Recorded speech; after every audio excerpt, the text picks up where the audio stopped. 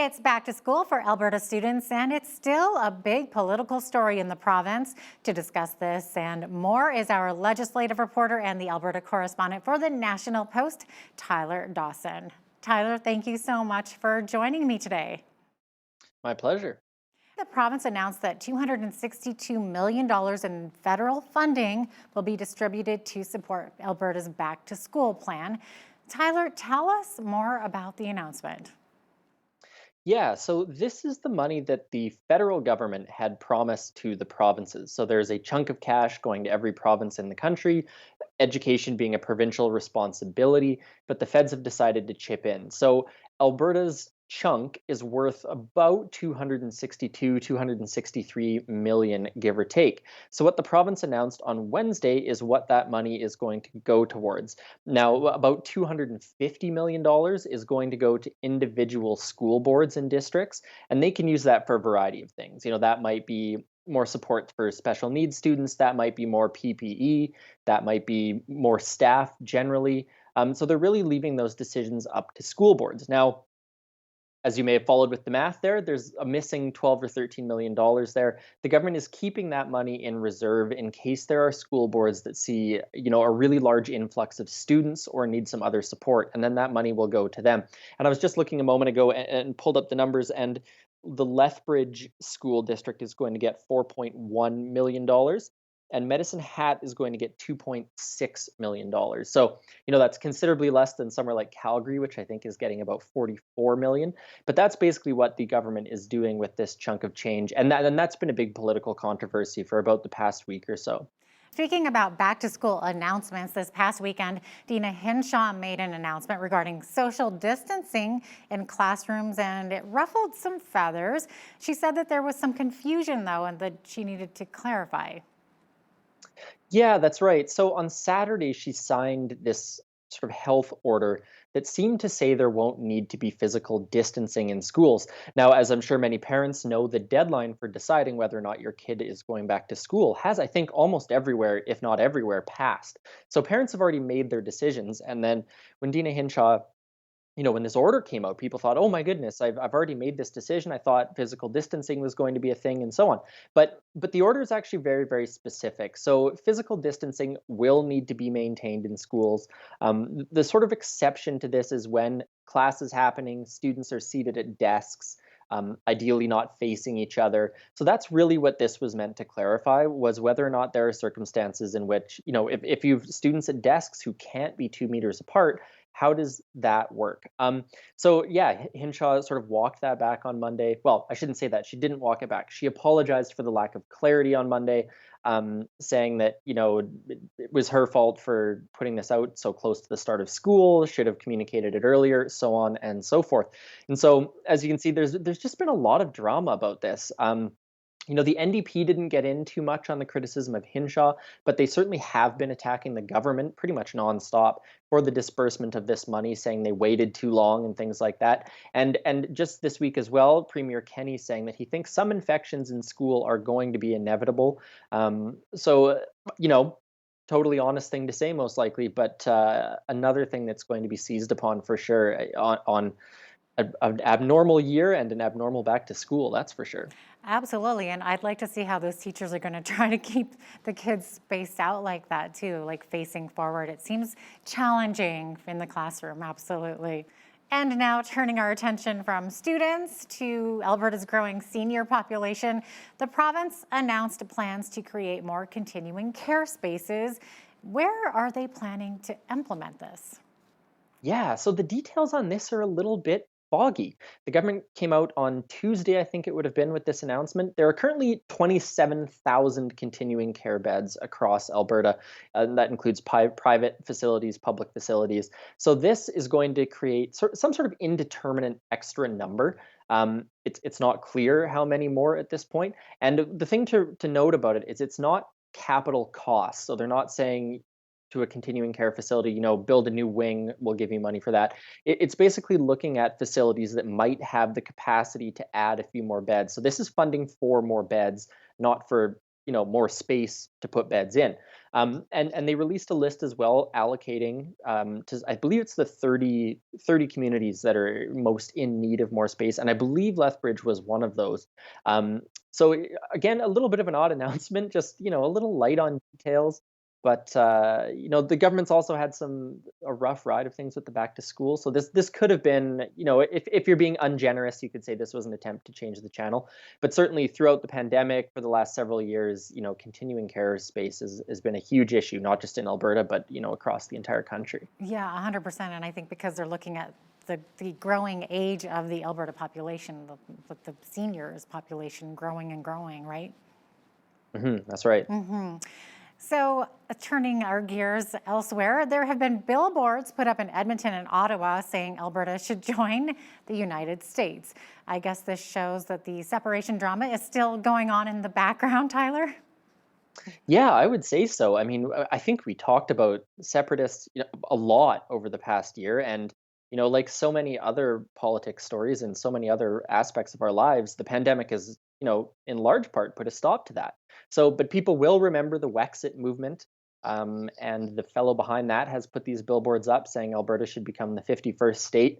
I would maybe posit that would not be an easy sell at this exact moment when you look at everything going on in the US, whether that's the pandemic, the presidential election coming up. Can't imagine it's an easy sell. But those billboards up in Edmonton and Ottawa, certainly generating a little bit of attention. And as you pointed out, this is still very much ongoing. There's another separatist party, Jay Hill, I believe, is the head of it, former Reform Party MP. News outlets still paying a little bit of attention to it. It just hasn't been quite as noisy lately. I think the federal Conservatives having their leadership race, the pandemic, there's just been other things on people's minds, but always percolating in the background, probably always will be, I would say. Yeah, I would say so. Okay, let's talk about the Hyperloop train that the government is looking into. The province signed a memorandum of understanding with Transpod. Yeah, that's right. So the memorandum of understanding allows for sort of further study of this project. And now the company needs to figure out whether or not this is a viable idea. So the Hyperloop is a basically an airplane fuselage inside a tube. Electromagnets are involved. A little bit unclear on the engineering, but the gist Yeah. of it is that it'll go like 1,000 kilometers an hour to sort of suck people between Edmonton and Calgary, which would make that commute like a half-hour commute or I know. something. It looks like something from the future when you look at the Oh, pictures, right? it's absolutely wild. Yeah. It's very cool if it ever gets pulled off. And I actually spoke to the CEO of the company last week, and what he said was, look, Alberta's actually a great place for this. It's really flat. You don't have hugely dense urban areas that get in the way of construction. So in terms of a place to test a project like this, maybe a good location. At least a 10-year timeline on this. Sorry to say it doesn't seem like it's going to go all the way down to Lethbridge, but people have been talking about the train between Edmonton and Calgary it's been decades. I looked it up, and the very first time the legislature studied this was in 1976, and it was actually Rachel Notley's father, Grant Notley, who put a motion in the legislature asking for this to be studied. So gosh, I feel like we do this every few years, again and again. But Hyperloop, next big possible thing on the mass transit high speed front. Yeah, exciting, exciting. Okay, the fiscal update was released last week, and with a deficit of $24 billion and a debt closing in on $100 billion, do you think that the province could implement a provincial sales tax? Do you think that that's a possibility? Well, it comes up perennially. This comes up, it feels like every provincial budget, every fiscal update. The United Conservatives have been very reluctant to endorse such an idea. They've flat out rejected it at the fiscal update. The politicians were asked about it, and they said now is not the time for new taxes on people. So we had the McKinnon report, if you back up a while, that said that Alberta has a spending problem.